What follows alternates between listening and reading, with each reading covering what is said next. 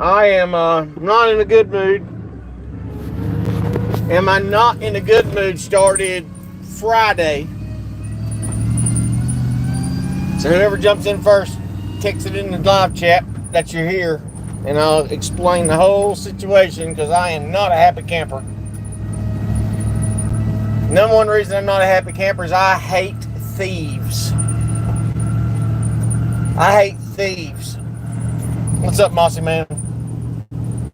So, I don't know if I told you guys or not, but they've been replacing all the telephone poles in my area. So I've been coordinating with the power guys that are taking the poles down to have them put them in my yard so I can have them. They're mine. What's up, Vito? So the power company obliged me by taking two poles and cutting them up into pieces, which is a good thing when somebody else cuts up poles for you, because telephone poles have all kinds of metal and debris and bad stuff that chainsaws don't like. So they put two long poles and two cut up poles at the front yard of my house, exactly where I told them to put them. So I went out working Friday, worked my butt off Friday, maybe Thursday. Anyway, worked my butt off. And I get home and I'm just too tired. Because when I get home, I see all my poles. I'm happy. I'm planning the next day. Hey, I'll go the next day, load the poles up, haul them to the destination where I'm storing them at, and life will be good. Because telephone poles go from anywhere. I've seen them as much as $4 a foot to $2 a foot. $2 a foot's about average.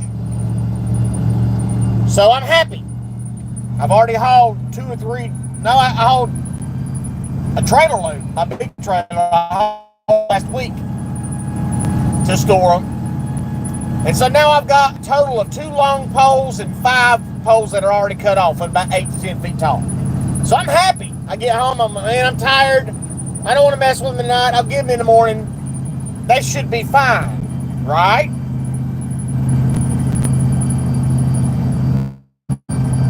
So Tina comes home at midnight, looks at the poles, doesn't say a word to me. Doesn't say a word.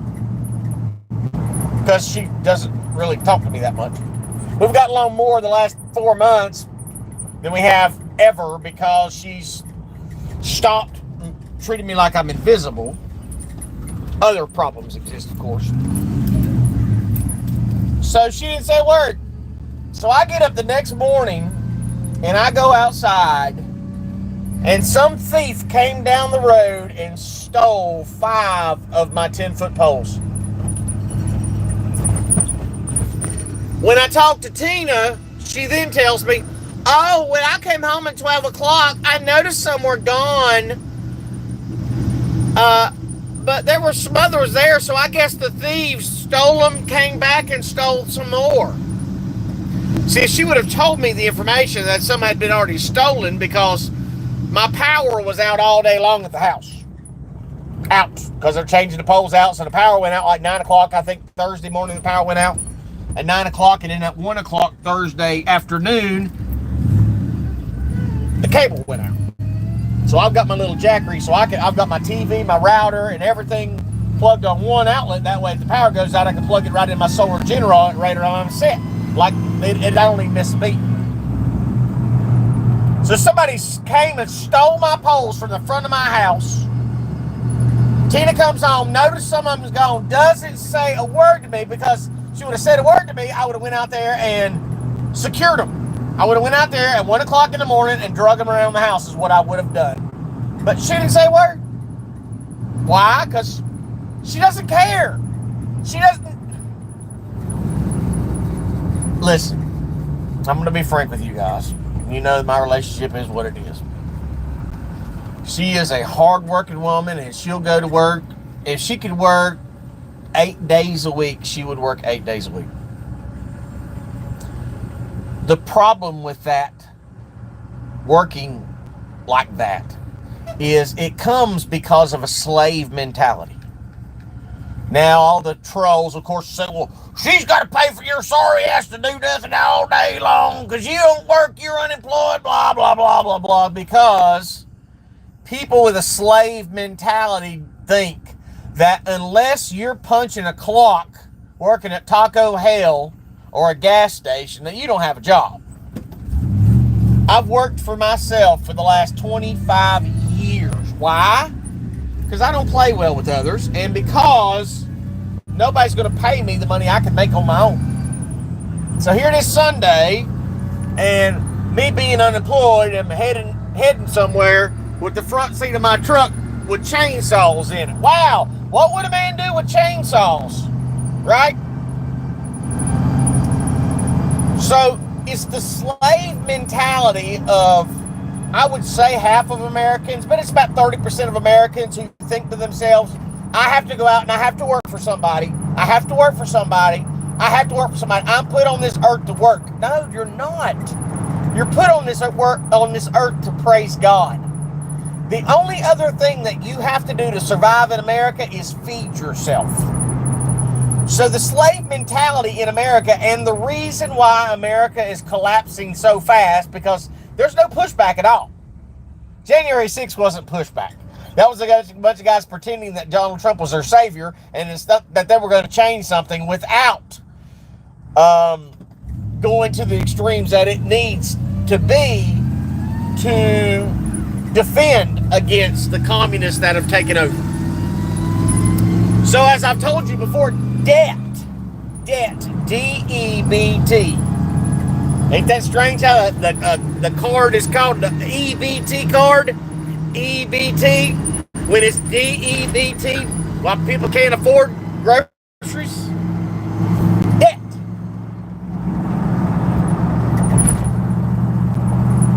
These people with slave mentality think that's all they have to do is go to work. The system is set up against the slaves because our education system. They don't want you to think for yourself. They don't want you to be an independent thinker. They don't want you to figure out things. They want to teach you how to take a test and how to obey orders. Because if you venture outside of the lines of the Rothschild education foundations, you will escape the matrix, which is slavery. So since I was 8 years old, I pushed a lawnmower. I made money. I'm a money-making machine.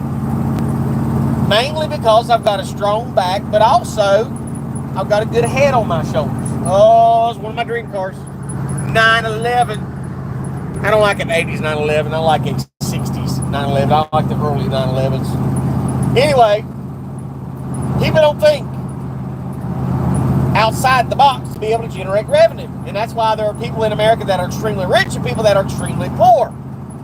If not for my targeting, I would still have everything in the world I work for. I would still have everything I need. I'd still have 5 Harley-Davidson tagged insurance. I'd still have 10 vehicles. I'd probably have 30 employees by now, but my life was stolen thanks to this corrupt government. So she just completely would not tell me that my stuff was stolen. She doesn't understand because of the slave mentality. She's been trained that to be a good person, you have to be a good slave. You're not a good parent unless you work all your spare time is spent at work and the government raises your child. That's what called being a good slave does, is you give your responsibilities of parenting over to the matrix. My mom and dad were the same way. People don't understand. See, I'm 48 years old. So when I was a child, we were called the latchkey generation. We had a little necklace around our neck and it had our house key on it. I remember being in kindergarten and riding my bike home a mile from the school to my house. In kindergarten, I rode my bike home every day and to school every day. Then I got home, opened the door with my key, and I would stay at home with me and my sisters until 8, 9 o'clock at night when mom and dad finally got off work. Why? Because that was just what we did. We had to survive. Now in America, you have to be 14 to be left alone at home, which is ludicrous. So that kind of screwed my whole week up, having that, because it's hard to get telephone poles, especially in my life. I try to do everything I can without money. If I can work for it, if I can trade for it, if anything I can do to get $1 without having to punch a clock. And that's where the trolls will say, yeah, you just let your old lady go out and work. Okay. You can ask her and she'll tell you, I work harder than her, I just don't work as long as her. Like the old saying, work smart and not hard.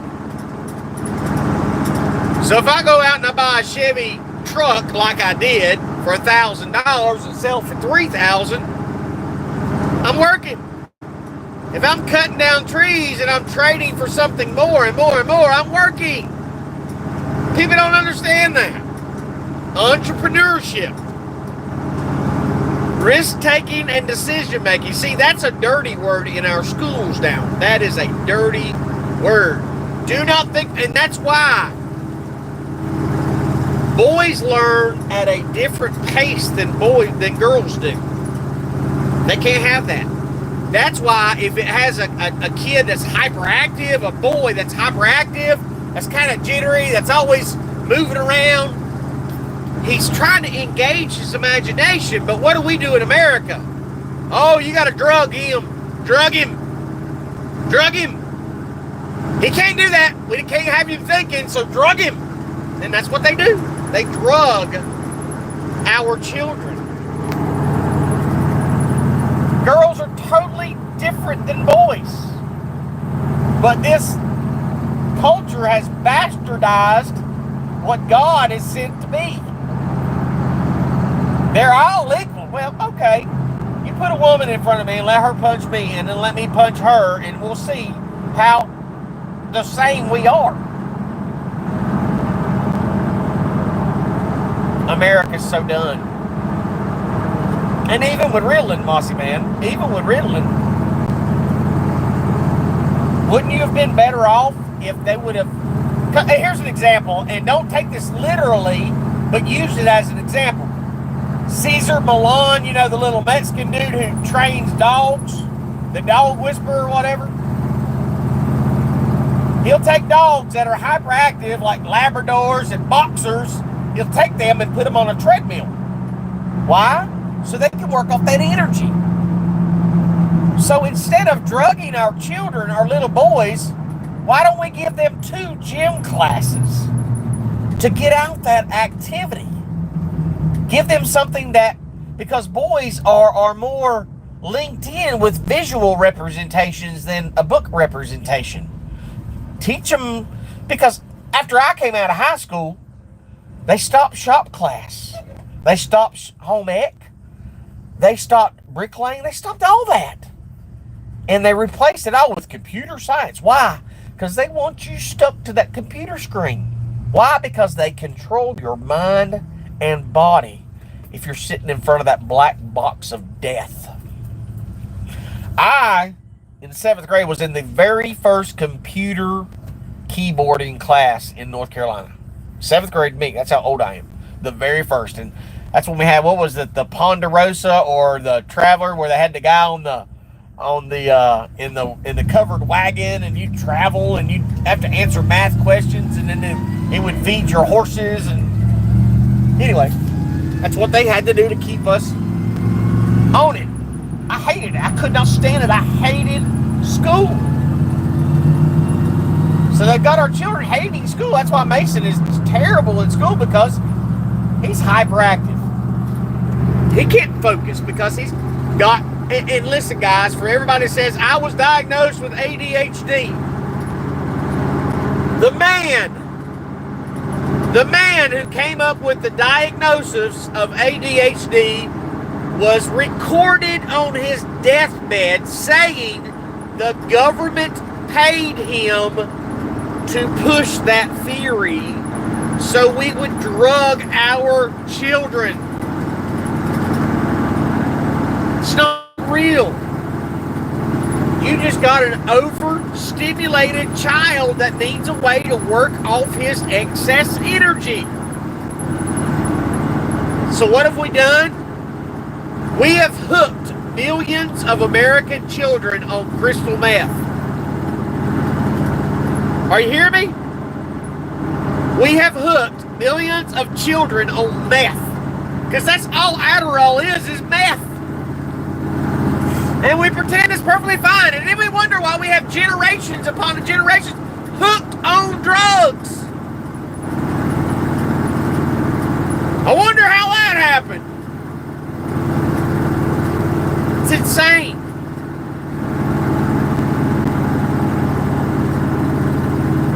So, needless to say, that sucked. Now I'll get to the second part of my story about phones and video games, Vito. If you guys remember the child that used to sit in that chair right there, Mason, was my right-hand man. He learned how to weld at 9 years old. He could change oil, change tires, work on cars, trucks, learn how to pull nails, drive nails, build stuff. He was 20 years ahead of all of his classmates.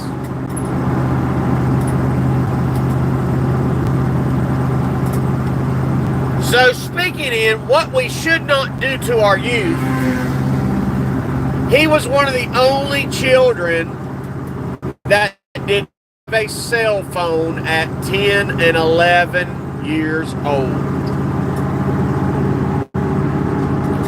Can you guess what happened next? Because Mason was always with me, his mommy had to draw him back in, and she went and got him a little black box, and he has been gone ever since. Now he is hooked on a cell phone when he was perfectly fine, growing a sponge, soaking up information, and now he's ruined. Tina gave him heroin, and now she's sitting back watching him be addicted, and is perfectly fine because she is addicted to a cell phone too. So now I no longer get help.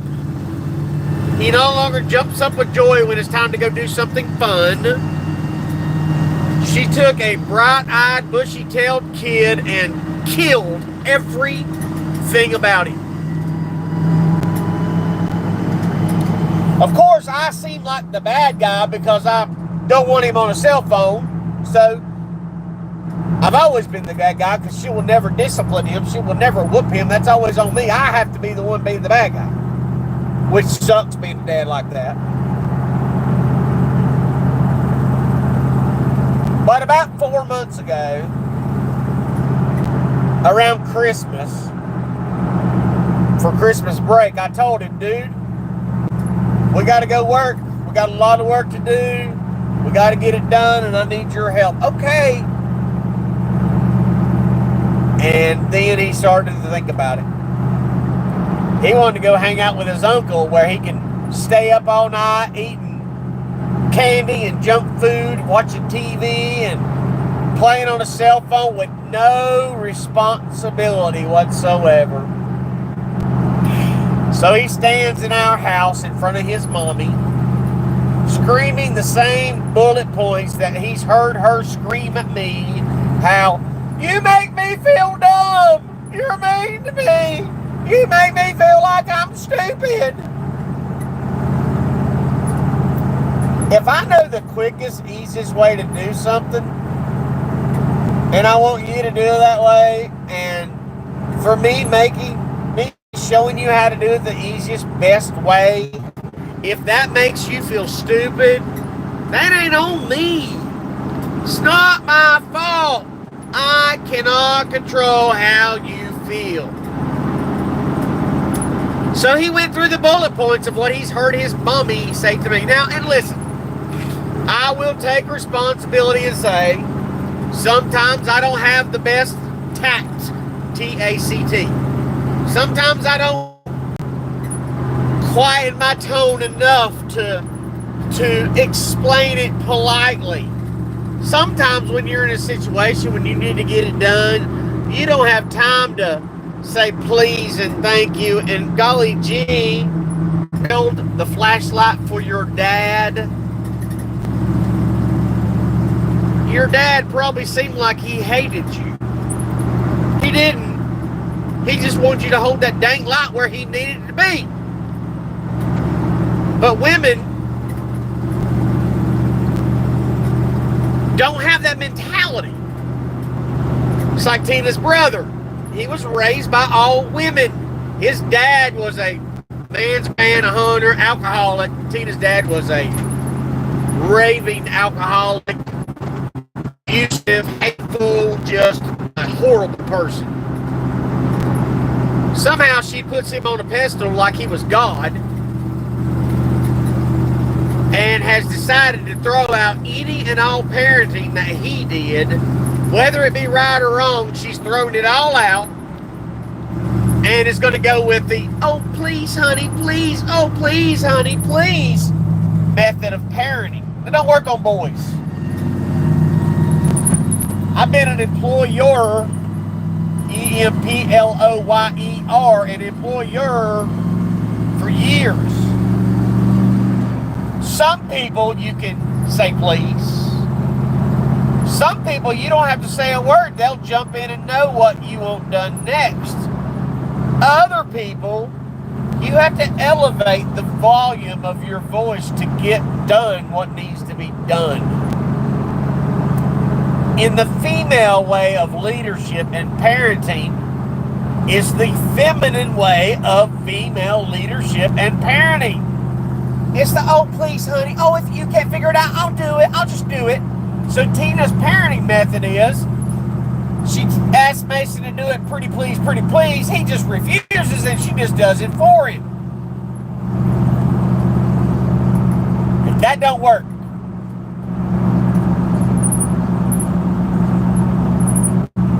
So she destroyed him on that front. And just like the day I needed him to come with me to help me, and he decided he's going to pitch a fit like always. And then he starts badgering me. He's badgering me. Tina's badgering me. They have both joined together to badger me. So I'm dealing with both of them. I'm like, well, wait a second here. What? A child should never speak disrespectfully to their parent. Ever. And a parent should not pile on with the child and disrespect the father with the child. Well, that's what I went through this morning. They were both badgering me. And it started with all dumb things. Horses.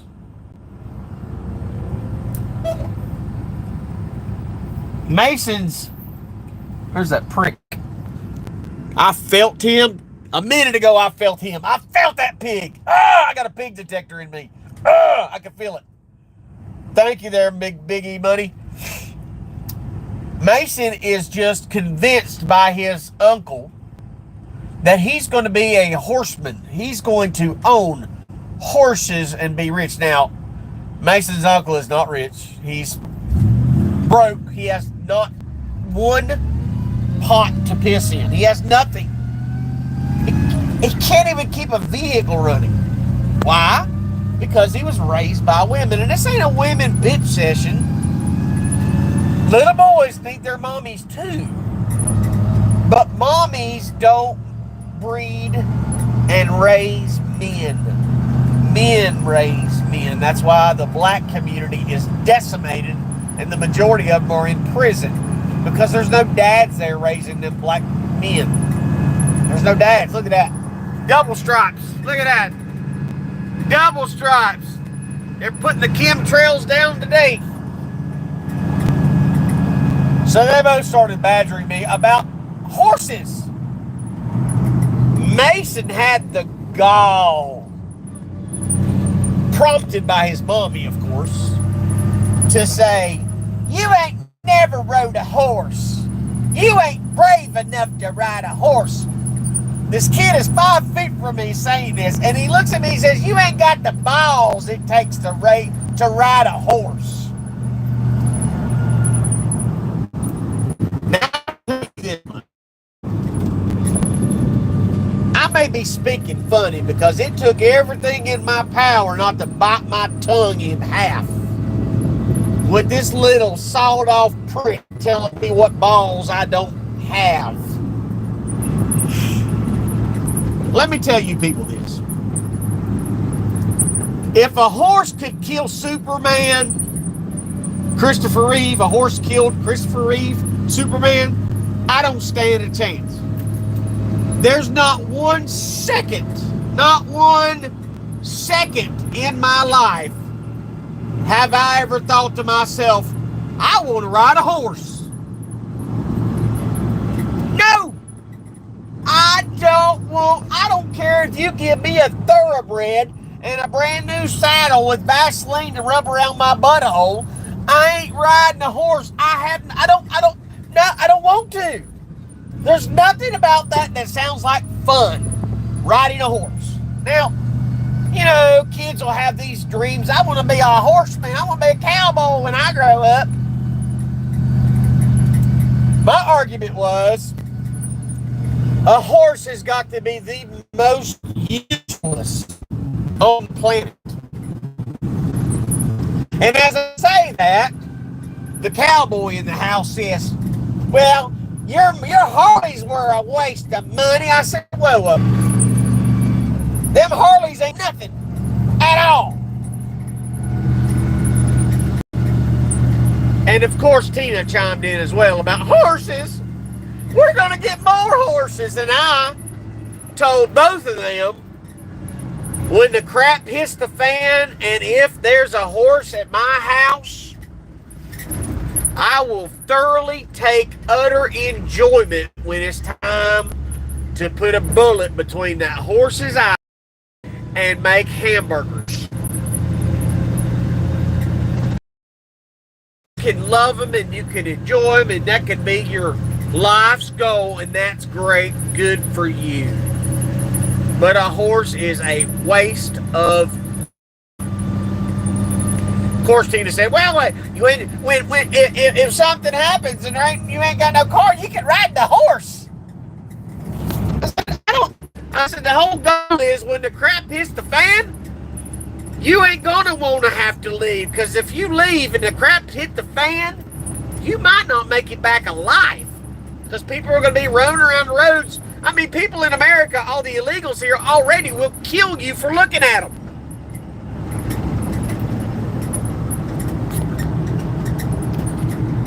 So that was my fun this morning. I'll go into another story about hacking. Tina she's a general manager, her name's on the door of a restaurant. For some reason, she's one of the only store managers whose order, like she has to do the truck orders for her restaurant, and the orders keep getting hacked. Like they're sending 2 and 3 different trucks that she never ordered. We're talking $12,000, $15,000 per truck that are being ordered, and she ain't doing it, where she's getting hacked. So that'll lead in my next story. For all those that are with us, however many you are, hopefully more than 10, because if I start in Hickory, they don't let anybody view my channel. My daughter's 22nd birthday today. She wanted to go out last night. She wanted to go to Charlotte to a place called Mr. Tokyo. Apparently, it's a chain sushi bar. So we show up to Mr. Tokyo, and there's a line out the door. Like 15 people outside. And if you guys know me, I don't like going out to restaurants because it's a waste of money. I sure ain't going to stand in line at a restaurant because it's a waste of money and time. So here we are at Mr. Tokyo. Tina goes and puts her name in, and they say, "Oh, okay, it'll be a wait from an hour to an hour and a half wait time." Guys, I ain't standing in line at a fast food joint for 3 minutes. I'll just go home. So we sit there for 20 minutes, and my daughter's getting ill because she wants to have a good time because she wants to go out and party last night. Well, the first thing that set her off is her aunt and mother were supposed to join the party. They were supposed to follow us down to Charlotte. Well, her aunt decided that she wasn't going to go. She wanted to do what she wanted to do and not go to my daughter's birthday. And that really hurt my daughter's feelings. So she's pretty fired up by this. My youngest got my temper, which is a good thing and a bad thing. So we're waiting. 20 minutes we're waiting, and my daughter's finally over it. She's like, nope, I ain't going to do it. I ain't waiting that long. We'll go up the road to another place. So we go to a crab shack. I walk all the way up to the door, and as I'm always armed, I got my guns on me, and then the sign on the door says you can't have your guns because they don't want people in Charlotte to be armed. So I go put my gun back in the truck. We proceed to sit down 10 more minutes, and then Tina gets a text from the restaurant from Mr. Tokyo saying, your table will be ready in 10 minutes. Now, they just told us an hour and a half and 20 minutes has transpired. No, 40 minutes has transpired, okay? So now they text, well, your table will be ready in 10 minutes. Well, we're 10 minutes from the restaurant, so now everybody's excited. Okay, so Tina texts back, we're on the way. We show up at the restaurant, and now there's no line. We go inside of this cramped little waiting area, and my daughter gives them our name, and the guy said, oh, well, we gave your table away. My daughter's like, what? You just texted us 10 minutes ago saying it was ready. We're here. We're literally texting back. We're on the way, and they give our table away after we've already left one restaurant and came back because our table was ready. This little dude and the whole restaurant, and shocking enough, it wasn't a bunch of Mexicans cooking in a Japanese restaurant. It was a bunch of Japanese dudes. So this little Japanese dude gives our table away. Now I'm not beyond believing that kid had been taking $20 bribes to hurry up and seat somebody first. So by this time, my daughter looks at me, and I can see the pain and the heartache in her eyes. She is pissed, and she didn't want to show her ass. So I went ahead, and I got loud. I said, how dare you run this freaking scam? We've been waiting for an hour. You tell us our table's ready. We come back to get our table, and now you've already given it away. And they're like, oh, well, you should have been here. And we're like, well, we communicate with you. Don't talk. Well, that doesn't matter.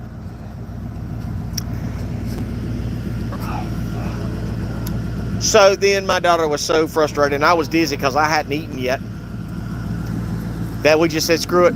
And we drove an hour to Charlotte to eat at Salsaritas, which was 10 minutes from my house here in Hickory.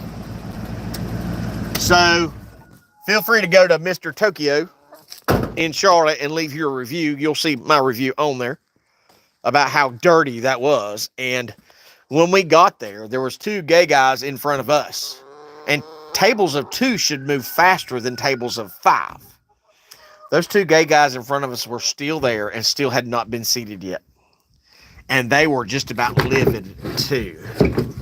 So I don't know if it's some kind of game they run, giving tables away or taking tables away. Something was dang crooked about the whole deal. Very, very, very crooked. So my daughter will probably never deal with Mr. Tokyo again. Ever. Anyway, good news. You know, I buy and sell and trade. It's getting warm weather. This time of year, warm weather, you got to buy and sell stuff. And right now is the time to buy old lawnmowers and fix them up and sell them. So I found a John Deere, an 84 model John Deere. The boy works with my other daughter. I did not know that till he told me. I picked up an 84 John Deere L100 automatic. It's got the hydrostatic drive where you just take the handle and go forward or backwards in it. So We got a hydrostatic, got that one for sale, and I'll be asking $700. I bought it for $200. The guy said when I went to buy it, he said, "Oh, the deck doesn't work and it needs a tire pumped up." And I said, "Okay, no problem, I can fix that." When we get over, he says, "Oh, well, I ran it through the woods, I hit a bump, and now the deck works just fine." I said, "Well, great."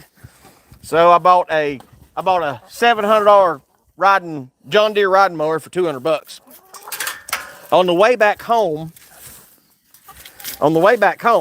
I get ready to pull in the driveway, and another guy posts an ad that says he's got, I bet the guy's got a L1, an LT 150 John Deere for $150.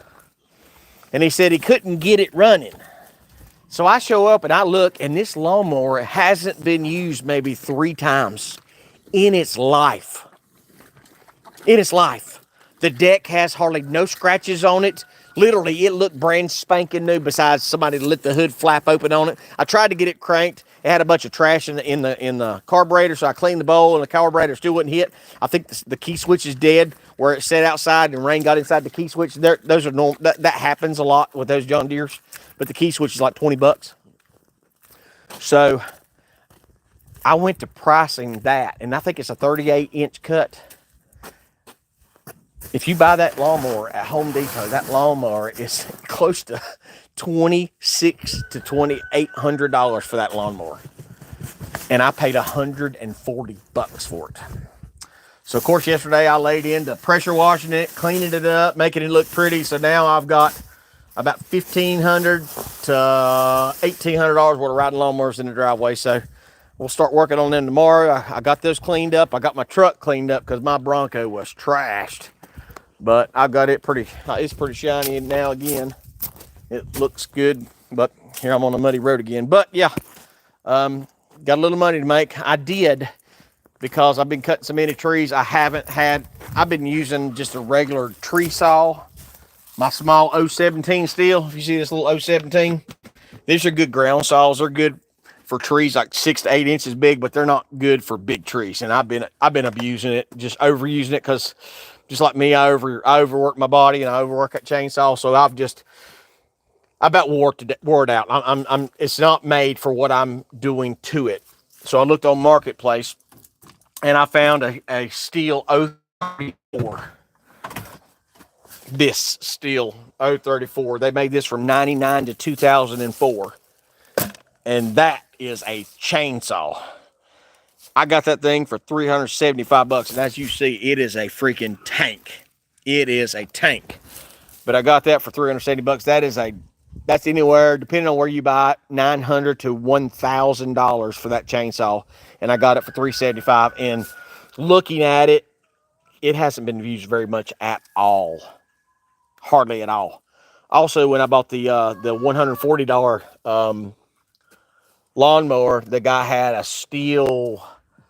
It was actually a Stihl 2 sizes bigger than this 017, and it had a leaky gas tank, and it wouldn't run. Probably needs just a carburetor. You can buy a carburetor for $15, but I got that Stihl chainsaw for $100, and that's a $600 chainsaw.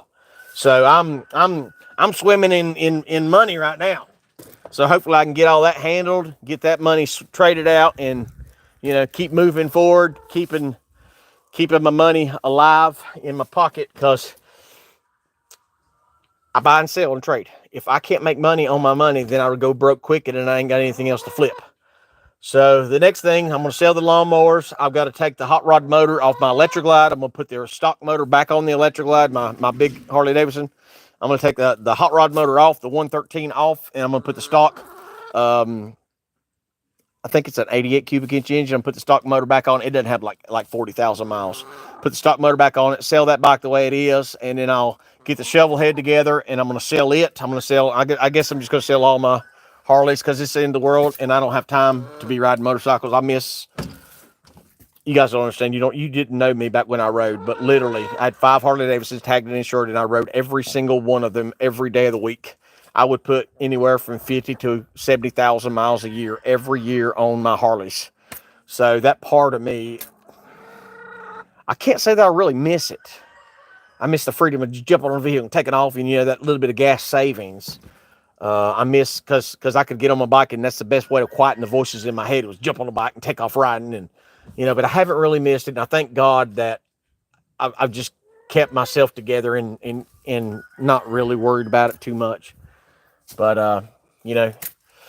I got too much to do to be out riding motorcycles and having fun. And I don't, if you guys know by now, I don't get to have fun. My whole life is just work, work, work, and try to make it happen and try to prepare for what's coming, because bad things are coming our way. Bad things are here. The Biden regime, if you didn't know already, you should know. Under Barack Obama, they spied on James Rosen, who was a journalist for Fox News. Well, now the Biden regime has arrested. The FBI has arrested a journalist for Blaze Media. They arrested him under the January 6th stuff because he's at January 6th in the Capitol reporting on the news. They arrested him for illegal parading and trespass and 2 or 3 other crimes for reporting the news. So America is communist state USA. It's over. There's no more freedom in America. When censorship doesn't work, and he's one of the first guys to have all the January 6 tapes, review them, and bust the government and all their lies and all their corrupt trials. Steve Baker, I think is his name, Steve Baker, but look him up. He's a good guy. But he was one of the first to expose all the criminal activity of the Democrats and the January 6th Commission and the Biden regime. And now they have locked him up. He did bail out, but they told him, "Oh yeah, show up in shorts and flip flops," because they wanted to embarrass him. They took this man who surrendered, and he was lucky he got to surrender. Most guys, they raid their house with a SWAT team and then kidnap him in front of their children. But they told him, "Oh, wear shorts and a baggy shirt and flip flops," because they wanted to embarrass him. They put this man in leg irons and chains. They put him in chains for 5 hours when it was just a simple BS charge, trying to make an example out of him, because they don't want us to be able to speak up. They don't want us to speak out against their criminal activity. That's the whole thing about January 6th. It was to silence anybody else that would dare stand up against this corrupt and unlawful government, which is the Biden administration. We have not had... Right now, Joe Biden is not our president. He is there and he is in power, but he was not. No, we haven't had the first black vice president either. Didn't happen. But you're going to see real quick. I mean, Hunter Biden admitted in testimony the other day that, yes, Joe is the big guy. Joe is the guy getting 10% of all the corrupt deals. He is the big guy. And the world's just pretending like it never happened. So America has fallen. Where are you going to be when it collapses completely? Because it's collapsing. Get out of the cities. Hide. Number one thing, pray. Number one thing, get on your hands and knees and ask Jesus for forgiveness. Turn from your ways and try to live a better life for him. I fail every day, but at least in Jesus there is forgiveness. I got to get busy. God bless. See you.